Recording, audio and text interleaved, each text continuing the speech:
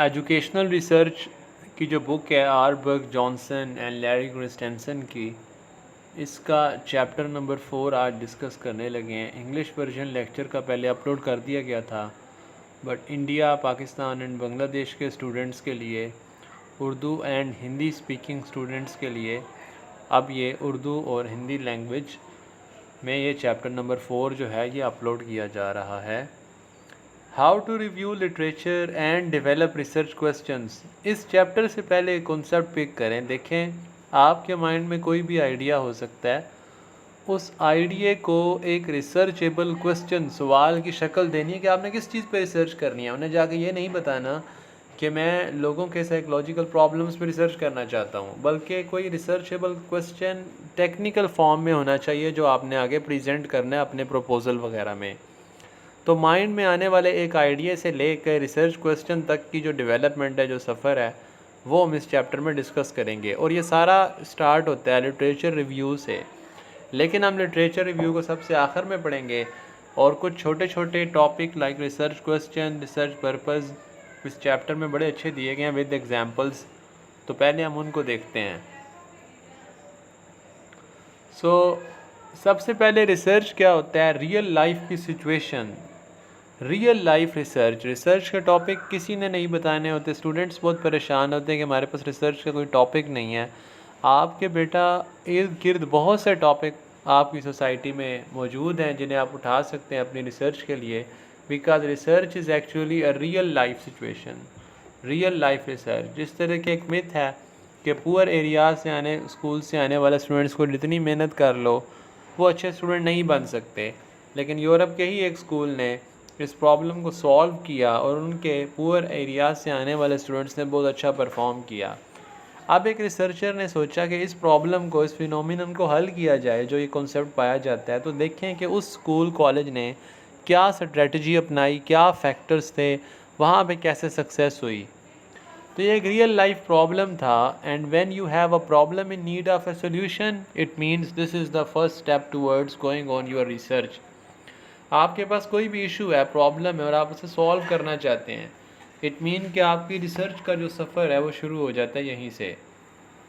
लेकिन आपने इस वेग आइडियाज़ को, मुबहम से ख्यालात को एक प्रॉपर रिसर्चेबल क्वेश्चन की शक्ल देनी है, एक ऐसा सवाल जिस पर तहकीक, रिसर्च हो सके। अब आप इस आइडिया से जब आप रिसर्च शुरू करते हैं कि ये फैक्टर है, आप इससे एग्री करते हैं या तो डिसएग्री करते हैं, और जो भी आप व्यू रखते हैं आप रिसर्च के थ्रू उसको प्रूव करने की कोशिश करते हैं। अच्छा, रिसर्च आइडियाज़ आपके पास कहाँ से आ सकते हैं? इसके कुछ रिसोर्सेज हैं। For example everyday life situation. आप रोज़मर्रा ज़िंदगी में as a student, as a teacher आप हैं, तो एकेडमिक लाइफ में आपको क्या क्या प्रॉब्लम्स पेश आते हैं जहाँ आप पढ़ने पढ़ाने जाते हैं। घर में आप फैमिली मेम्बर हैं तो फैमिली इश्यूज़ हो सकते हैं। So the everyday life is the source क्या, जहाँ से आपको रिसर्च के आइडियाज़ मिलते हैं। उसके बाद कुछ प्रैक्टिकल इश्यूज़ हैं। फॉर एग्ज़ाम्पल कौन सा syllabus in second language learner Pakistan में जो है इंग्लिश के, उनके लिए बेस्ट रहेगा। तो अब कौन सा करिकुलम बेस्ट है, रिसर्च बेस आप बात करते हैं। अब देखते हैं किस तरह के करिकुलम के क्या इफ़ेक्ट्स है स्टूडेंट्स पे, कैसा सेलेबस पढ़ाया गया। तो practical issues at the hand जो आपने डिसाइड करने हो, वहाँ पर भी आपको नए नए रिसर्च आइडियाज़ मिलते हैं कि इस पर भी रिसर्च हो सकती है और इस पर भी हो सकती है। पास्ट रिसर्च जो पहले तहकीक हो चुकी होती है, आप कोई रिसर्च पेपर पढ़ते हैं तो उसकी लैकिंग और उसमें जो गैप्स होते हैं, आप सोचते हैं कि इसमें इस क्वेश्चन पे भी तो काम हो सकता है।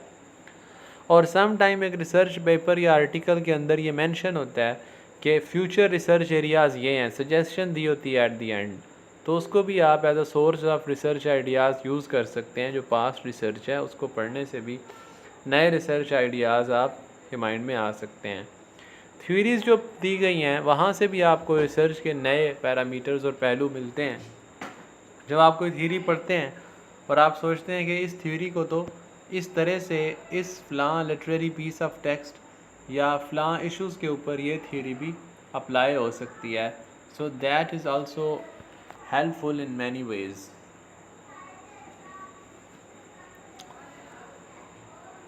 ओके, सो इन सारे जो सोर्सेज हैं इसे यूज़ करके आप आइडियाज़ जनरेट कर सकते हैं माइंड में।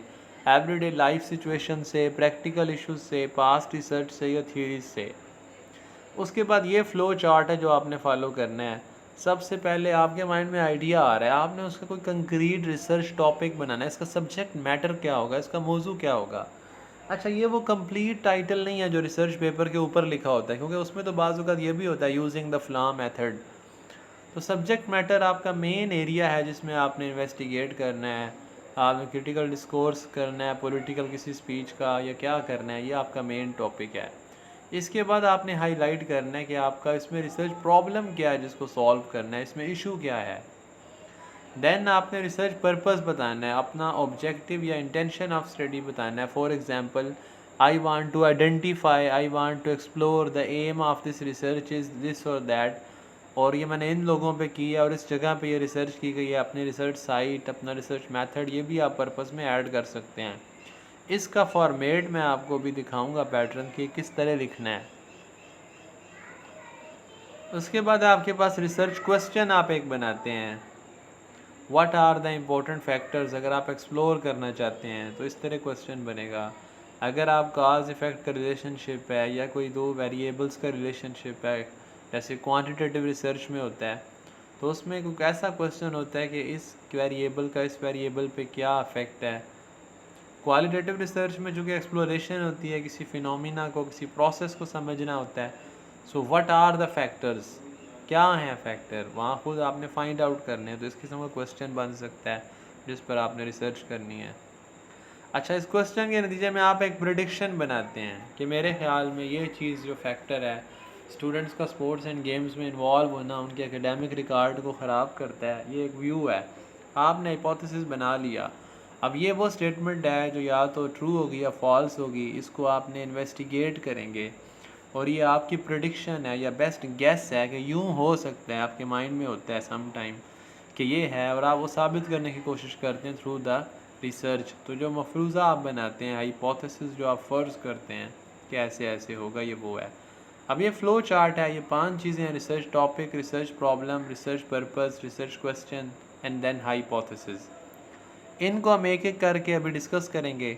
उसके बाद आपने ये करना है, कोई रिसर्च आर्टिकल उठाएं और उसमें से तलाश करें कहाँ हैं ये 5 चीज़ें, किन वर्ड्स में राइटर ने दी हैं। आपको एब्स्ट्रैक्ट या इंट्रोडक्शन पढ़ने से ये चीज़ें मिल जाएंगी।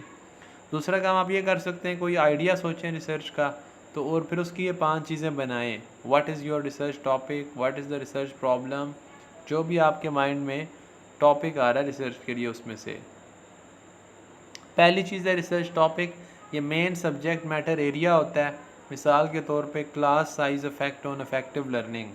अगर क्लास में स्टूडेंट कम कर दिए जाएं तो इफ़ेक्टिव लर्निंग पे कितना पॉजिटिव इफ़ेक्ट होता है, या अगर ज़्यादा बड़ी तादाद में क्लास हो तो उसका क्या नेगेटिव इम्पेक्ट होता है, ये आ जाता है रिसर्च टॉपिक में। Then we have research problem. Research problem वो इशू या प्रॉब्लम होता है आपके उस मेन टॉपिक एरिया के अंदर। असल में आपने पिन पॉइंट करना है, सब्जेक्ट मैटर एरिया बहुत वसी होता है, तो जब आप पिन पॉइंट करते हैं तो आप रिसर्च प्रॉब्लम पे आते हैं।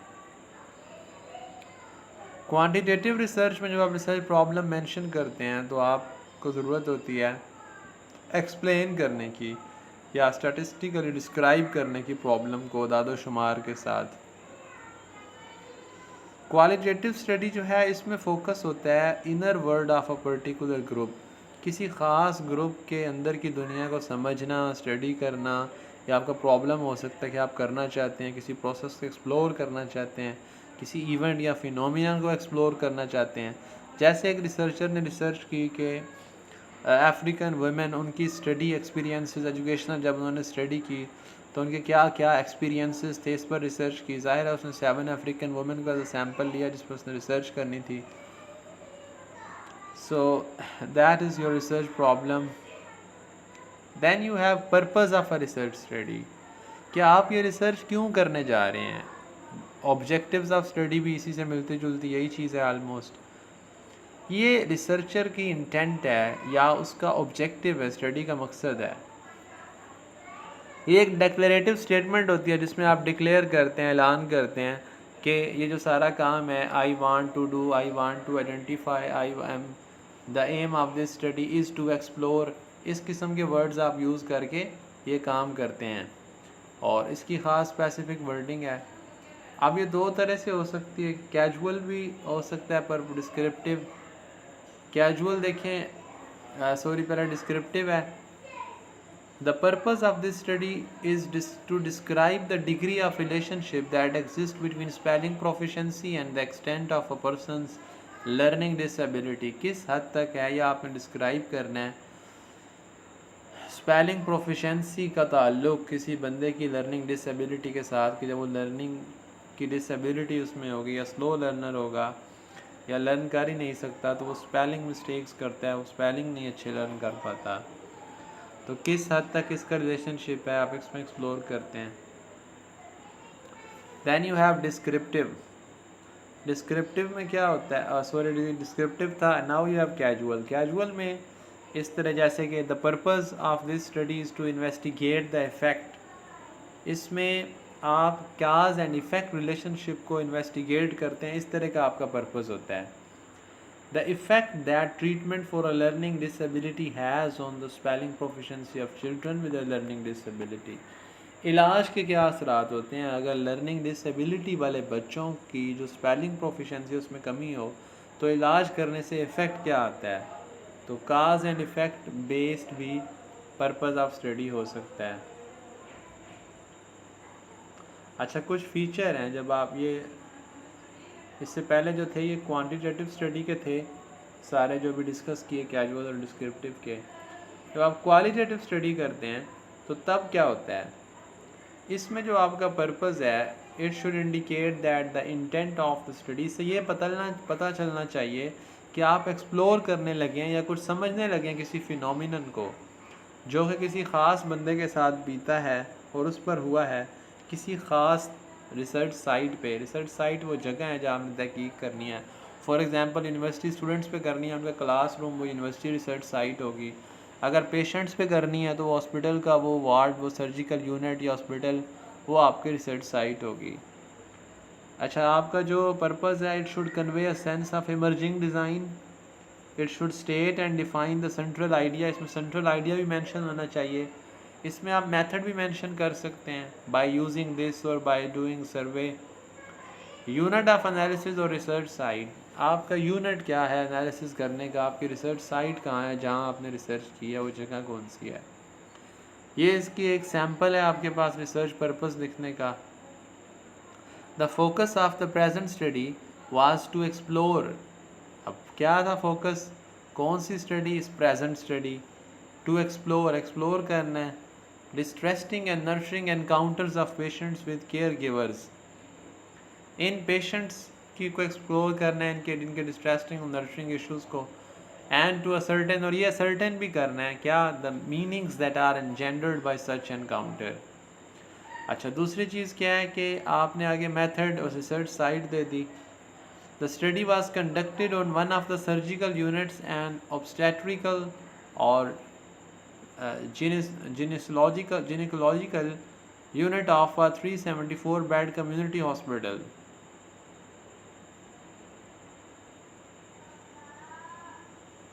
तो इसमें अब आप देखें कि ये रिसर्च साइट है लास्ट पे। अब इसका एक मैं फॉर्मेट आपको दिखाता हूँ, ये देखें।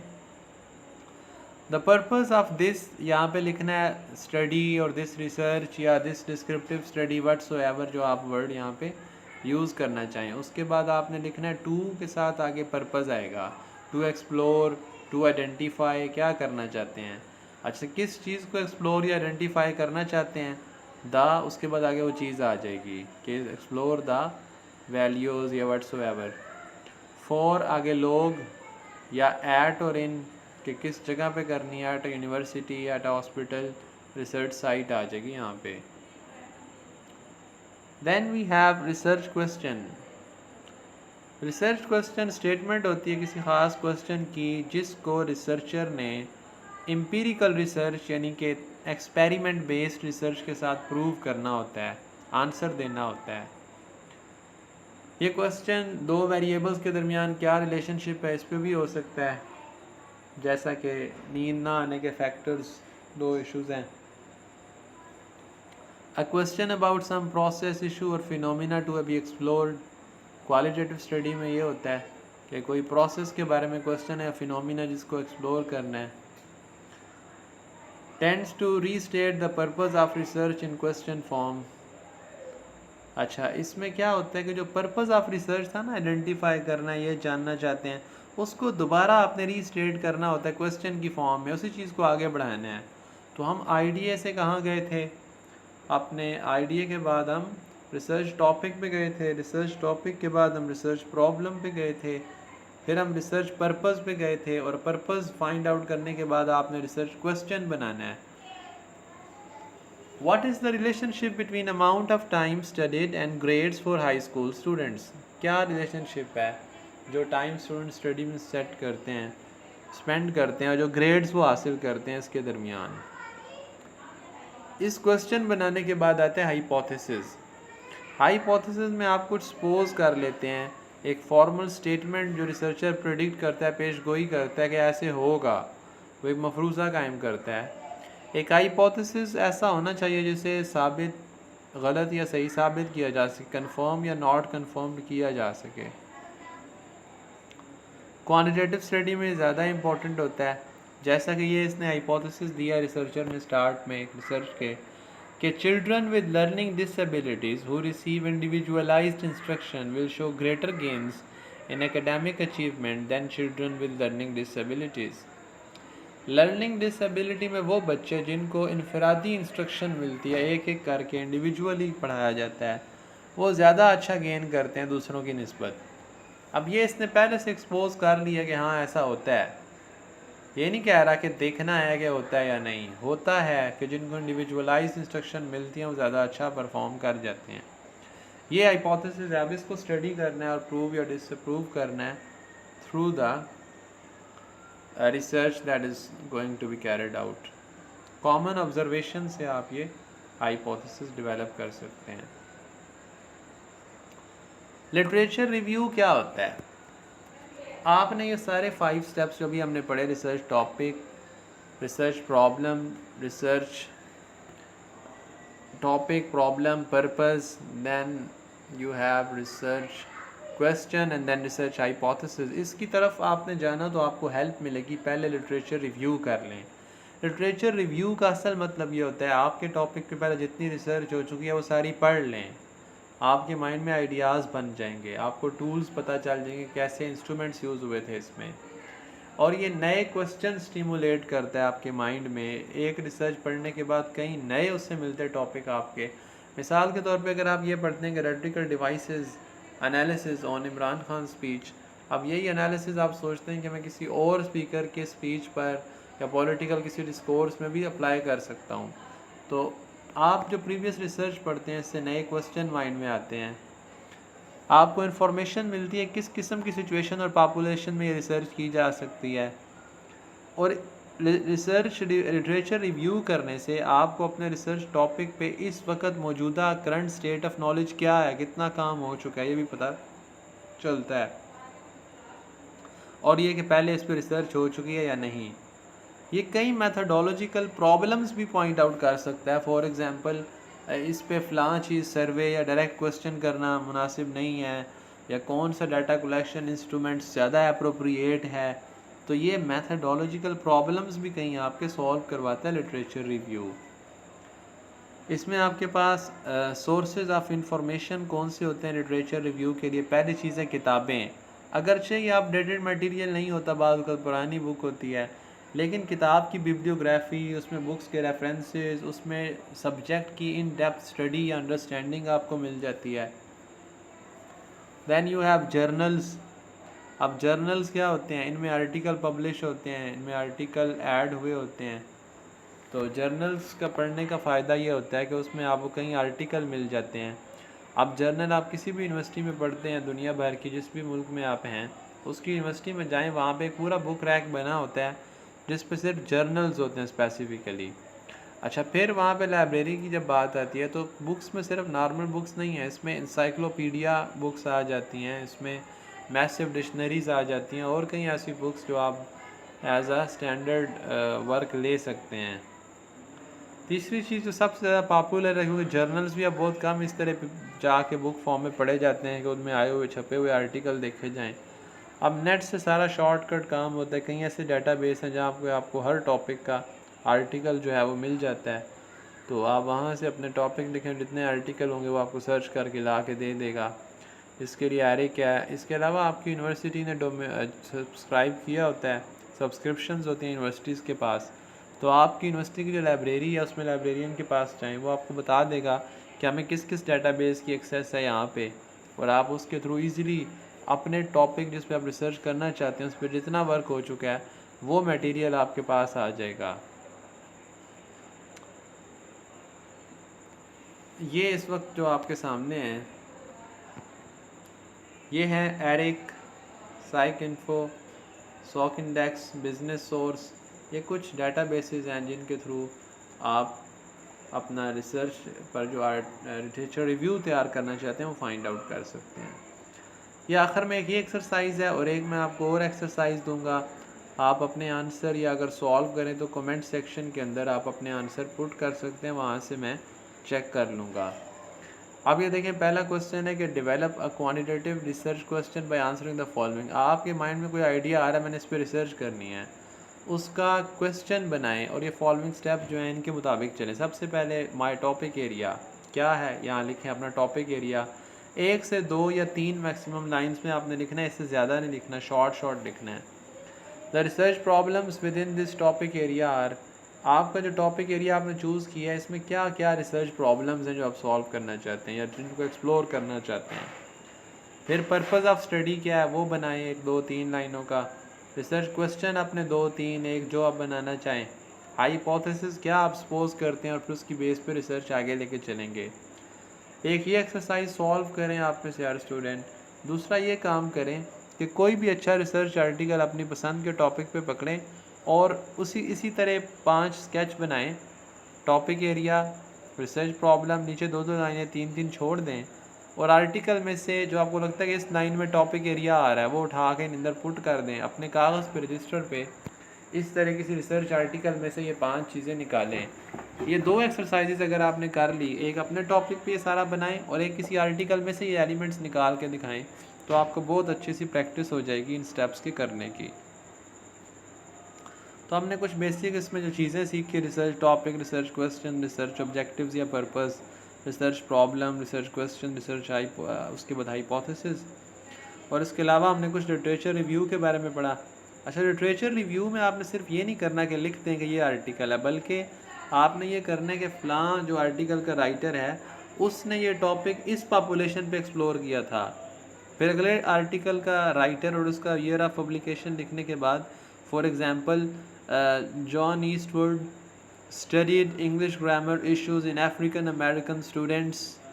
इस तरह का आपने 2-3 लाइनें ऐसी बनानी हर आर्टिकल का, बड़ी कंप्रीहेंसिव हो, जिसमें उस पूरे आर्टिकल का निचोड़ हो, पता चल जाए कि इस टॉपिक में जो जो काम हुआ है उसमें से हर एक काम में क्या हुआ था और आपका काम कैसे डिफरेंट है।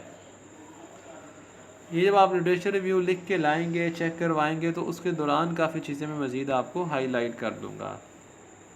Thank you. आज की क्लास हमारी एंड हुई। रिसर्च के एक नए टॉपिक के साथ इंशाल्लाह नेक्स्ट क्लास में मिलेंगे। Thanks for watching, take care.